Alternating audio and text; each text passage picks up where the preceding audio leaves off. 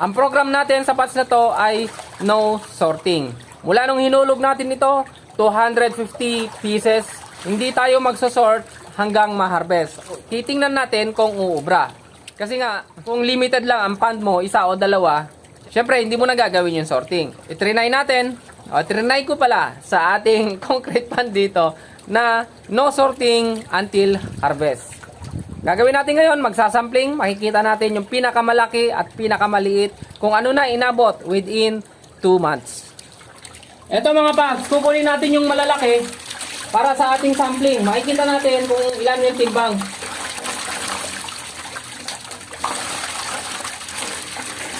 Langin natin yung malalaki. May 1, 2, 3, 4, 5, 6, 7, 8, 9, 10, 11, 12. So, 12. I-try natin na timbangin. So, yan timbangan natin. 0, 0. Ay tumitimbang siya ng sakto 3 kilo. Ibig sabihin yan, paps, regular size na to. Pwede nang pambenta to.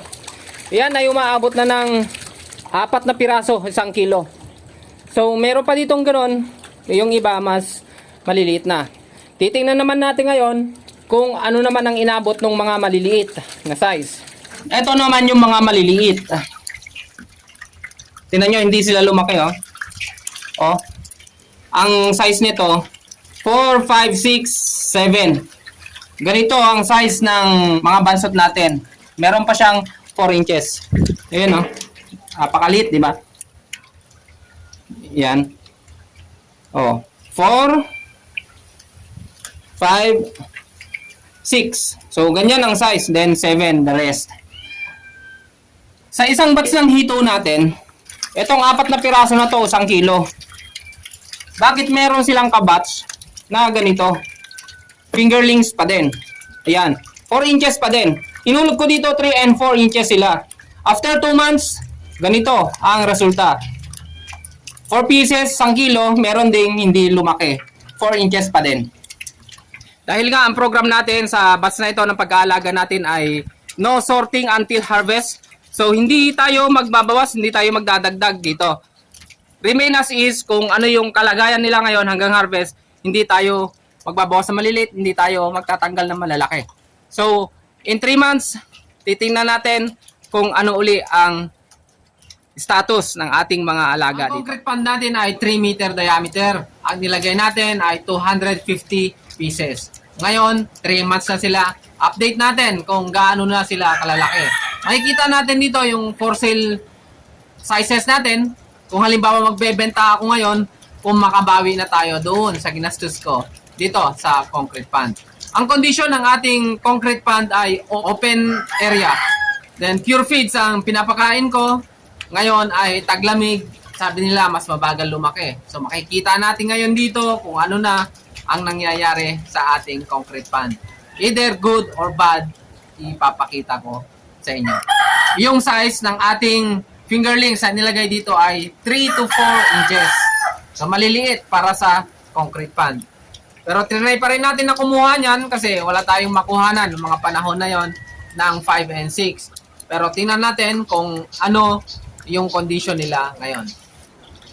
Ito Pax, kumuha tayo ng 4 na piraso. Titingnan natin ang timbang. Tumimbang siya ng 1 and 1/4. So good size. Sa loob ng 3 buwan, tumimbang siya ng mahigit 1 kilo o 1 and 1/4 kilo ang 4 na piraso. Kukunin ko na yung mga for sale sizes natin para timbangin kung ilan ang makukuha natin pambenta ngayong araw na to. First batch, naka 10 kilos na tayo.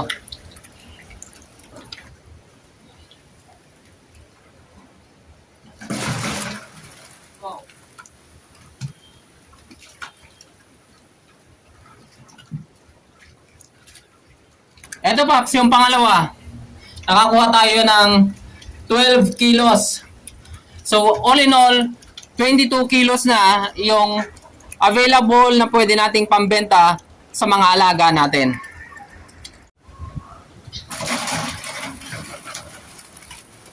So ito mga paps, yung undersize natin.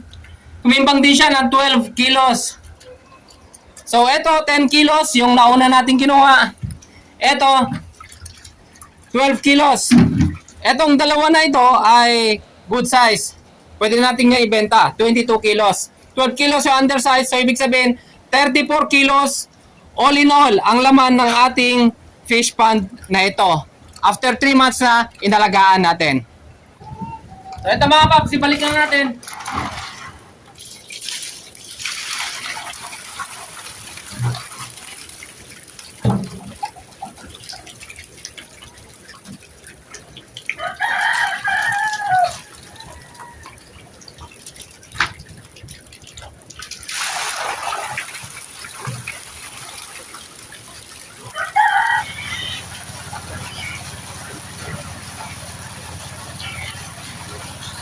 Ngayon mga paps, tingnan natin kung kumita tayo dito sa ating harvest ngayon 3 months old. Ang pwede nating ibenta ay 22 kilos times 150 per kilo. Ang pagbebentahan lang natin ay 3,300.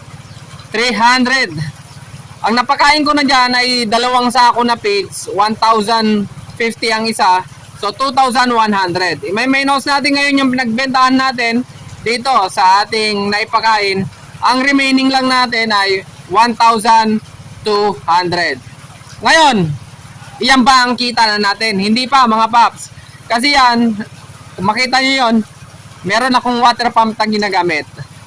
Then, ang isa pa ay yung asin na ginagamit ko rito. So, kung ima-minus ko pa yung gasolina na ginagamit ko dyan, 1,200 in 3 months, hindi pa tayo kumita mga paps. Eh kung isama pa natin paps diyan, yung fingerlings natin na nagkakahalaga ng 1,500.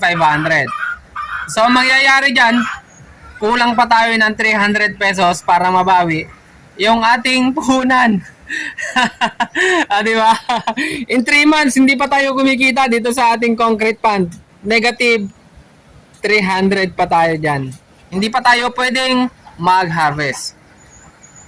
So hopefully by 4 months tatargetin natin dyan ng 40 to 50 kilos. Sana makuha natin yan 40 to 50 kilos para makita natin kung meron nga bang kita sa concrete pond na ganito. So hanggang dyan lang muna mga paps. Maraming salamat sa inyong pagsuporta. Sana masubaybayan nyo, update ko kayo kung ano ang mangyayari pagdating ng 4 months yung alaga natin. God bless us all. Babush!